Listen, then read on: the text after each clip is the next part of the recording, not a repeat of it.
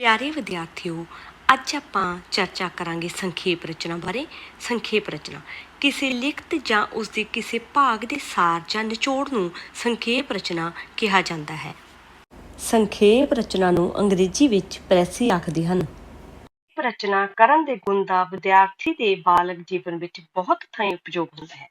ਅੱਜ ਕੱਲ੍ਹ ਦੇ ਤੇਜ਼ ਗਤੀ ਦੇ ਯੁੱਗ ਵਿੱਚ ਕਿਸੇ ਕੋਲ ਕੋਈ ਲੰਮੀ ਵਾਰਤਾ ਸੁਣਨ ਜਾਂ ਪੜ੍ਹਨ ਦਾ ਨਾ ਸਮਾਂ ਹੁੰਦਾ ਹੈ, ਨਾ ਧੀਰਜ। ਹਰ ਕੋਈ ਸੰਖੇਪ ਵਿੱਚ ਗੱਲ ਦੇ ਤੱਤ ਸਾਰ ਨੂੰ ਜਾਣਨਾ ਚਾਹੁੰਦਾ ਹੈ। ਆਪਾਂ ਕਿਸ ਟੀਵੀ ਤੇ ਕੋਈ ਪ੍ਰੋਗਰਾਮ ਦੇਖਦੇ ਆ, ਜਿਵੇਂ 2.5-3 ਘੰਟਿਆਂ ਦੀ ਕਈ ਵਾਰ ਫਿਲਮ ਦੇਖਦੇ ਆ, ਜਾਂ ਛੁੱਟੀ ਦੇ ਦਿਨ ਆਪਣੇ ਨਾਲ ਕੋਈ ਘਟਨਾ ਵਾਪਰਦੀ ਹੈ, ਕਿਸੇ ਥਾਂ ਤੇ ਆਪਾਂ ਸੈਰ ਕਰਨ ਜਾਂਦੇ ਆ, ਜਾਂ ਕੋਈ ਮੈਚ ਦੇਖਦੇ ਆ, ਜਾਂ ਕੋਈ ਕਿਤਾਬ ਪੜ੍ਹਦੇ ਆ, ਤਾਂ ਉਹਦਾ ਆਪਾਂ ਜਿਹੜਾ ਸੰਖੇਪ ਵੇਰਵਾ ਆਪਣੇ ਸਾਥੀਆਂ ਨੂੰ ਕੀ ਹੈ 2-4 ਮਿੰਟਾਂ ਦੇ ਵਿੱਚ 5-7 ਮਿੰਟਾਂ ਦੇ ਵਿੱਚ ਆਪਾਂ ਦੱਸ ਦਿੰਦੇ ਹਾਂ। ਤਾਂ ਇਹ ਕੀ ਹੈ, ਇੱਕ ਸੰਖੇਪ ਰੂਪੀ ਹੈ। ਇਸੇ ਤਰ੍ਹਾਂ ਟੈਲੀਫੋਨ ਕਰਨ ਵਿੱਚ ਸੰਖੇਪ ਰਚਨਾ ਦਾ ਬਹੁਤ ਜ਼ਿਆਦਾ ਲਾਭ ਹੁੰਦਾ ਹੈ। ਦੂਰ ਦਰਾਡੇ ਮੁਲਕਾਂ ਵਿੱਚ ਆਪਣਿਆਂ ਨੂੰ ਟੈਲੀਫੋਨ ਕਰਨੇ ਖਰਚੇ ਦੇ ਪੱਖੋਂ ਮਹਿੰਗੇ ਹੁੰਦੇ ਹਨ। ਇਸ ਲਈ ਜੋ ਸੂਝਵਾਨ ਵਿਅਕਤੀ ਹੁੰਦੇ ਹਨ, ਉਹ ਟੈਲੀਫੋਨ ਉੱਤੇ ਆਪਣੀ ਗੱਲਬਾਤ ਨੂੰ ਬਹੁਤ ਸੰਜਮ ਨਾਲ ਕਹਿੰਦੇ ਹਨ। ਇਹ ਨਹੀਂ ਕਿ ਉਹ ਖਰਚੇ ਕਰਕੇ 4 ਗੱਲਾਂ ਵਿੱਚੋਂ 2 ਨੂੰ ਛੱਡ ਦਿੰਦੇ ਹਨ, ਸਗੋਂ ਸਾਰੀਆਂ ਜ਼ਰੂਰੀ ਗੱਲਾਂ ਨੂੰ ਘੱਟ ਤੋਂ ਘੱਟ ਸ਼ਬਦਾਂ ਵਿੱਚ ਕਹਿ ਦਿੰਦੇ ਹਨ। ਕਿਹਾ ਜਾ ਸਕਦਾ ਹੈ ਕਿ ਸੰਖੇਪ ਰਚਨਾ ਕਰਨ ਵਿੱਚ ਵਿਅਕਤੀ ਦੀ ਭਾਸ਼ਾ ਸਮਰੱਥਾ ਦਾ ਪ੍ਰਗਟਾਵਾ ਹੁੰਦਾ ਹੈ। ਅਸਲ ਵਿੱਚ ਭਾਸ਼ਾ ਸਮਰੱਥਾ ਦੋਵੇਂ ਤਰ੍ਹਾਂ ਪਰਖੀ ਜਾਂਦੀ ਹੈ। ਜਿੱਥੇ ਜ਼ਰੂਰਤ ਹੋਵੇ ਵਿਸਤਾਰ ਦਿੱਤਾ ਜਾਵੇ, ਜਿੱਥੇ ਸੰਖੇਪ ਰਹਿਣ ਦੀ ਜ਼ਰੂਰਤ ਹੋਵੇ ਸੰਖੇਪ ਵਿੱਚ ਭਾਵ ਪ੍ਰਗਟਾਈ ਜਾਣ। ਇਸ ਤਰ੍ਹਾਂ ਸੰਖੇਪ ਰਚਨਾ ਵਿੱਚ ਸੰਖੇਪ ਵਿੱਚ ਭਾਵ ਪ੍ਰਗਟਾਉਣ ਦੇ ਗੁਣ ਦਾ ਅਭਿਆਸ ਕੀਤਾ ਜਾਂਦਾ ਹੈ।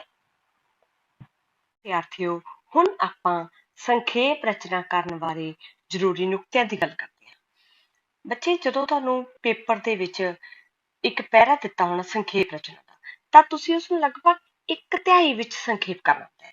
ਇਹਦਾ ਕੀ ਭਾਵ ਹੈ ਕਿ ਜੇਕਰ ਦਿੱਤਾ ਪੈਰਾ 180 ਸ਼ਬਦਾਂ ਦਾ ਹੈ, ਤਾਂ ਇਸ ਦੀ ਸੰਖੇਪ ਰਚਨਾ 60 ਸ਼ਬਦਾਂ ਦੀ ਹੋਵੇਗੀ। ਕਿ ਜੇ ਤੁਹਾਨੂੰ ਪੇਪਰ ਦੇ ਵਿੱਚ ਦਿੱਤਾ ਹੋਇਆ ਪੈਰਾ ਹੈ, ਜਦੋਂ ਤੁਸੀਂ ਉਹਦੇ ਸ਼ਬਦ ਗਿਣੋਗੇ, ਜੋ 180 ਸ਼ਬਦਾਂ ਦੇ ਬਣਦੇ ਆ, ਤਾਂ ਤੁਸੀਂ ਉਹਦਾ 1/3 ਕਰਨਾ ਹੈ। 180 ਨੂੰ ਆਪਾਂ 3 ਨਾਲ ਭਾਗ ਕਰਾਂਗੇ ਤਾਂ ਕਿੰਨਾ ਆ ਗਿਆ 60।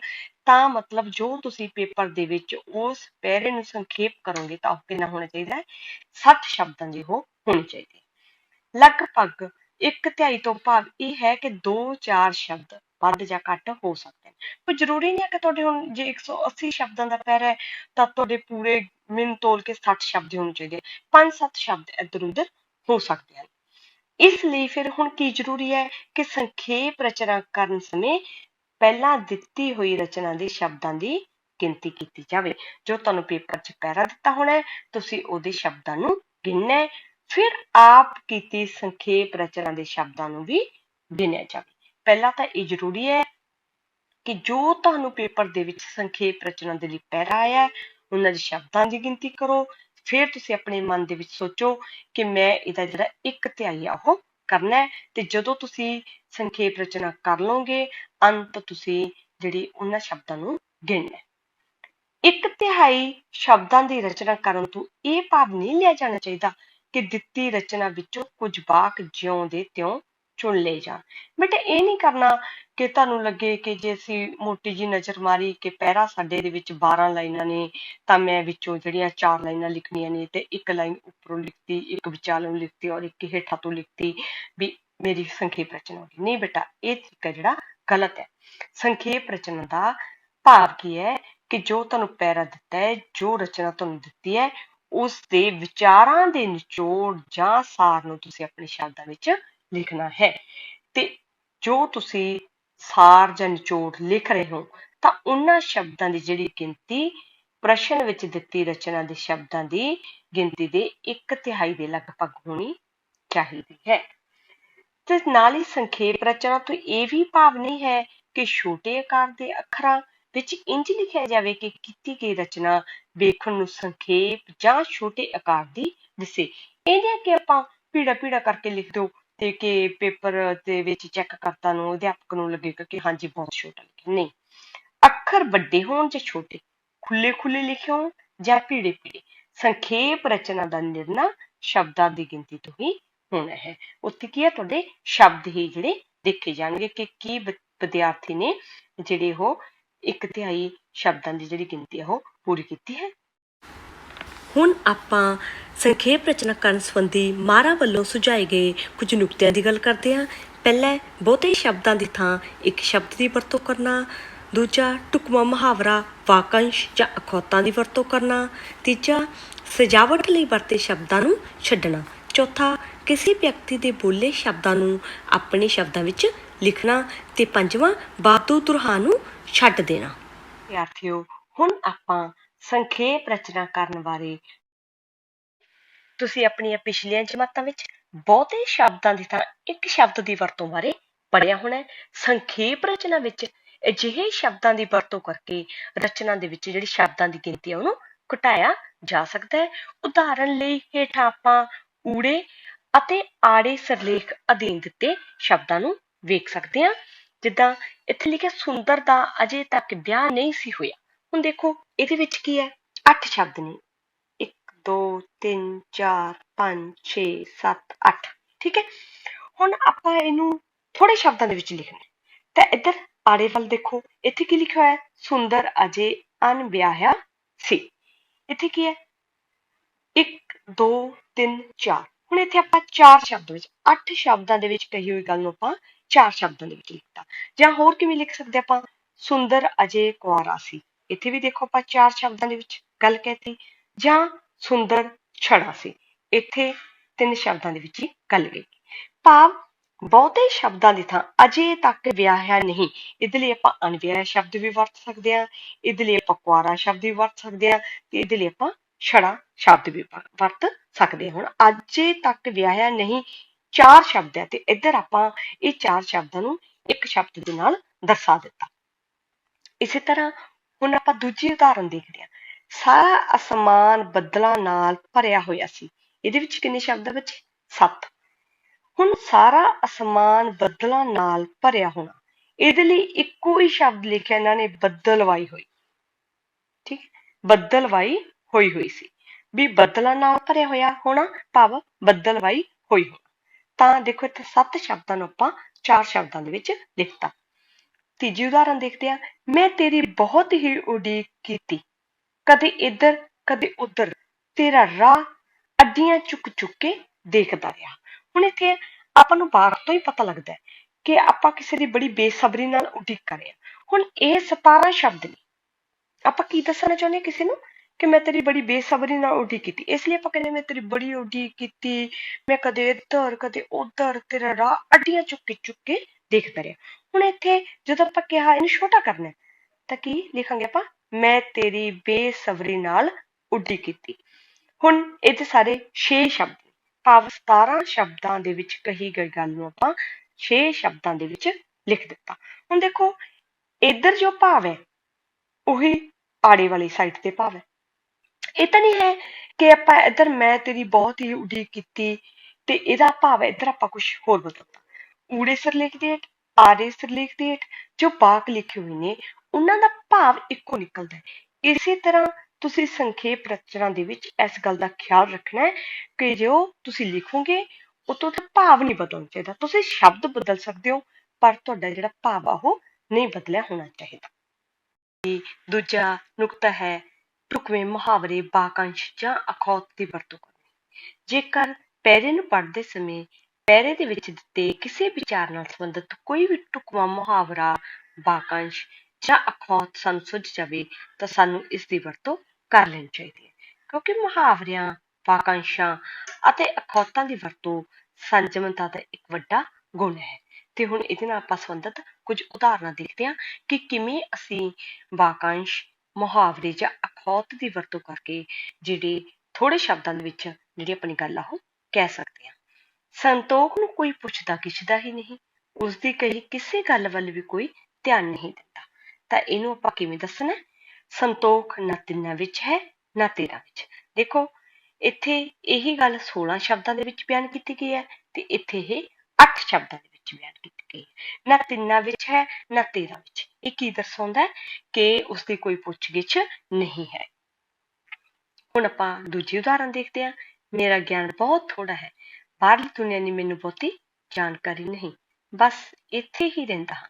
ਇਹਦੇ ਵਿੱਚ ਕੀ ਭਾਵ ਦੱਸਿਆ ਗਿਆ ਕਿ ਇੱਕ ਵਿਅਕਤੀ ਆਪਣੇ ਬਾਰੇ ਦੱਸ ਰਿਹਾ ਕਿ ਉਹ ਤਾਂ ਬਸ ਇਸੇ ਦੁਨੀਆ ਦੇ ਵਿੱਚ ਆਪਣੀ ਛੋਟੀ ਜਿਹੀ ਦੁਨੀਆ ਦੇ ਵਿੱਚ ਰਹਿੰਦਾ ਹੈ, ਉਹਨੂੰ ਬਾਹਰਲੀ ਦੁਨੀਆ ਦੇ ਬਾਰੇ ਬਹੁਤੀ ਜਾਣਕਾਰੀ ਨਹੀਂ, ਤੇ ਇਸ ਕਰਕੇ ਉਹਦਾ ਜਿਹੜਾ ਗਿਆਨ ਉਹ ਬਹੁਤ ਸੀਮਿਤ ਹੈ। ਤੇ ਇਸ ਨੂੰ ਆਪਾਂ ਕਿਵੇਂ ਦੱਸਿਆ, ਮੈਂ ਤਾਂ ਖੂਹ ਦਾ ਡੱਡੂ ਹਾਂ। ਹੁਣ ਜਿਹੜਾ ਖੂਹ ਦਾ ਡੱਡੂ ਮੁਹਾਵਰਾ ਹੈ, ਇਹ ਆਪਣੇ ਆਪ ਦੇ ਵਿੱਚ ਕੀ ਬਿਆਨ ਕਰਦਾ ਹੈ?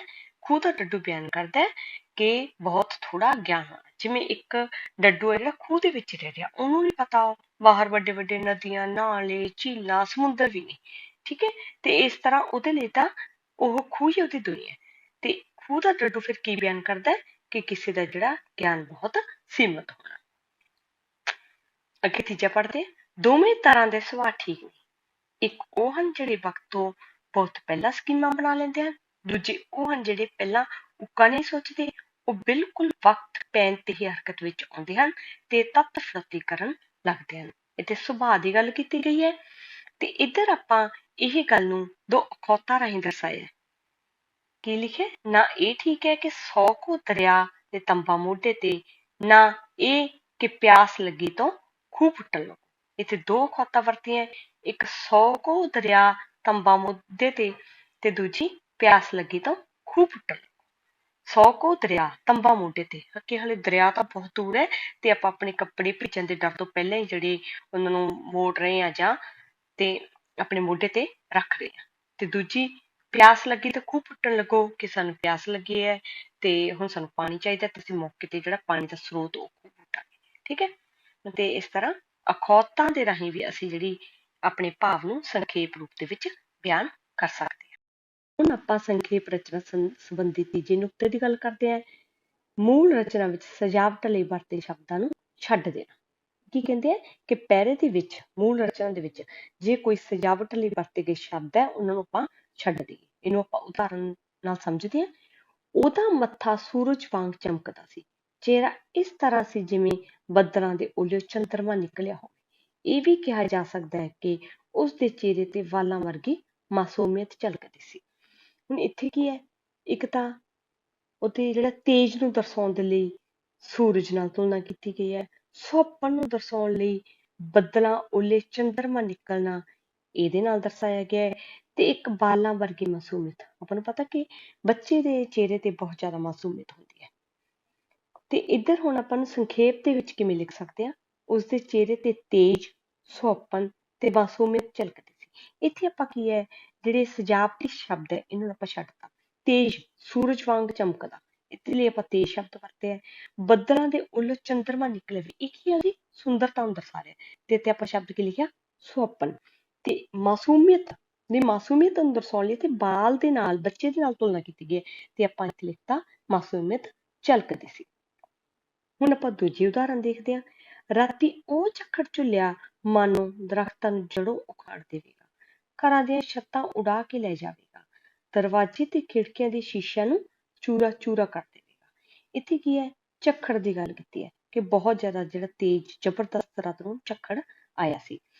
ਇੱਥੇ ਵੀ ਕੀ ਹੈ, ਜਿਹੜੇ ਦਰਖਤਾਂ ਨੂੰ ਜੜੋਂ ਉਖਾੜ ਦੇਵੇਗਾ, ਛੱਤਾਂ ਉਡਾ ਕੇ ਲੈ ਜਾਵੇਗਾ, ਜਾਂ ਦਰਵਾਜ਼ੇ ਤੇ ਖਿੜਕੀਆਂ ਦੇ ਸ਼ੀਸ਼ਿਆਂ ਨੂੰ ਚੂਰਾ ਚੂਰਾ ਕਰ ਦੇਵੇਗਾ। ਇਹ ਕੀ ਹੈ ਕਿ ਬਹੁਤ ਜ਼ਿਆਦਾ ਜਿਹੜਾ ਜ਼ਬਰਦਸਤ ਝੱਖੜ ਸੀ, ਉਹਨੂੰ ਬਿਆਨ ਕਰਨ ਦੇ ਲਈ ਆਪਾਂ ਇਹ ਸਾਰੀਆਂ ਜਿਹੜੇ ਉਦਾਹਰਨ ਹੈ ਉਹ ਦਿੱਤੇ। ਤੇ ਆਪਾਂ ਕੀ ਲਿਖ ਸਕਦੇ ਹਾਂ?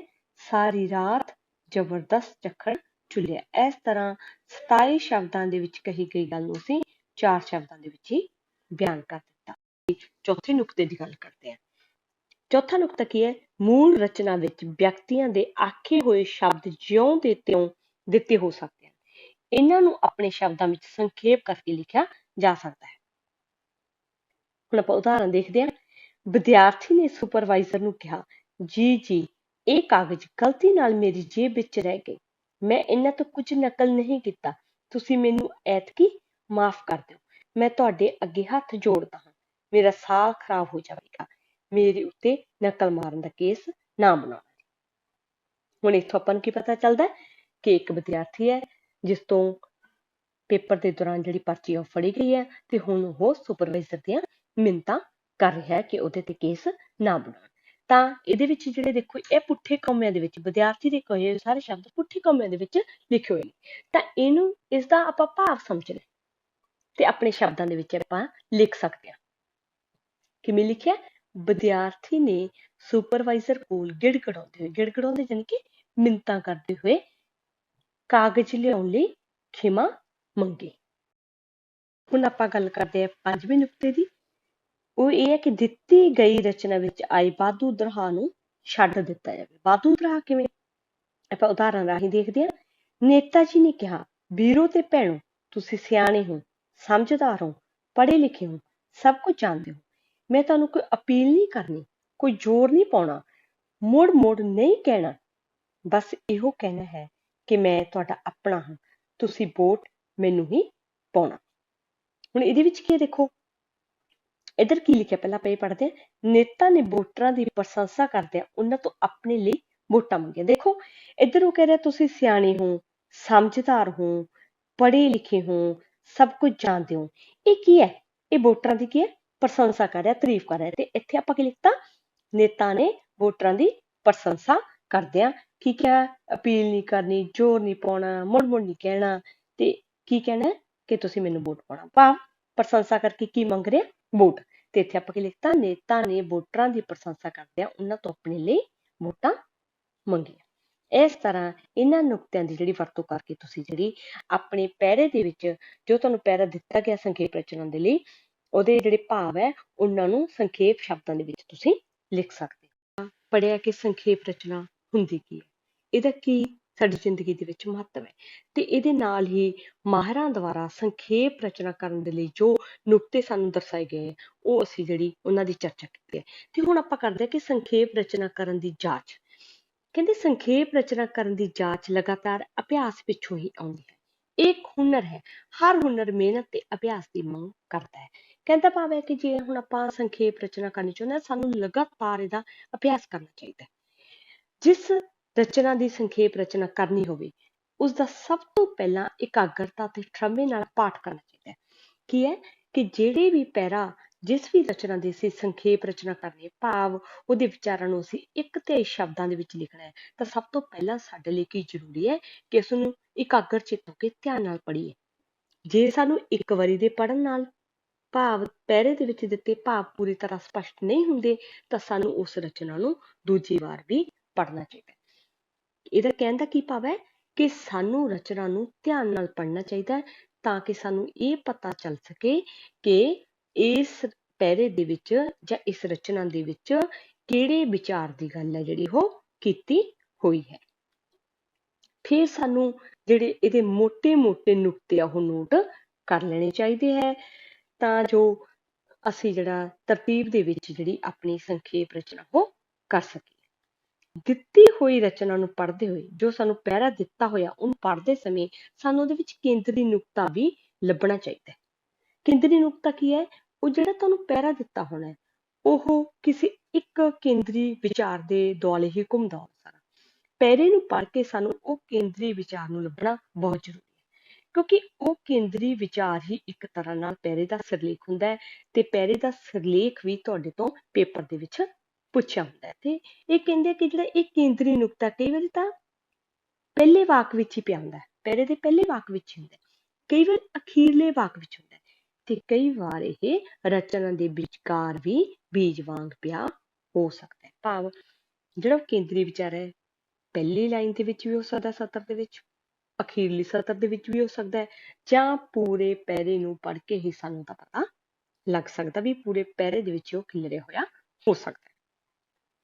ਜੇ ਅਸੀਂ ਇਸ ਨੁਕਤੇ ਨੂੰ ਪਛਾਣ ਲਿਆ ਤਾਂ ਇੱਕ ਤਾਂ ਸਾਨੂੰ ਸਿਰਲੇਖ ਲੱਭਣ 'ਚ ਆਸਾਨੀ ਹੋ ਜਾਊਗੀ, ਤੇ ਦੂਸਰਾ ਜਿਹੜਾ ਸਾਨੂੰ ਸੰਖੇਪ ਰਚਨਾ ਕਰਨ ਦੇ ਵਿੱਚ ਵੀ ਜਿਹੜਾ ਆਸਾਨੀ ਹੋਏਗੀ, ਕਿਉਂਕਿ ਜਿਹੜੀ ਸੰਖੇਪ ਰਚਨਾ ਹੈ ਉਸ ਕੇਂਦਰੀ ਨੁਕਤੇ ਉਸ ਕੇਂਦਰੀ ਵਿਚਾਰ ਦੇ ਦੁਆਲੇ ਹੀ ਘੁੰਮਦੀ ਹੈ।